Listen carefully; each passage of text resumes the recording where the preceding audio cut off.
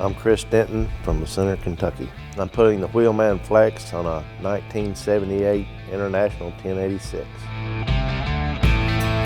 Installing the Wheelman Flex is relatively easy. I'd say I installed it in under an hour, just using basic hand tools.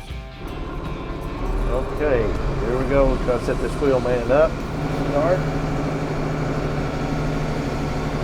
Okay, turn my wheel to the left. Now turn to the right.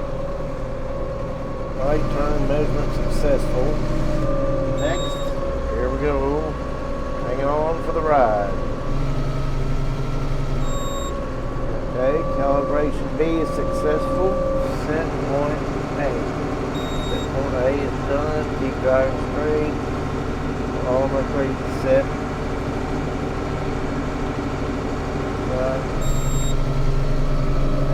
Calibration is successful. Gauge Autosteering.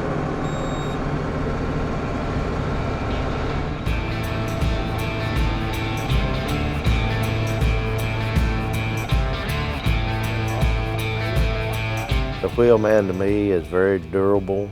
It's pretty farm proof, as a matter of fact.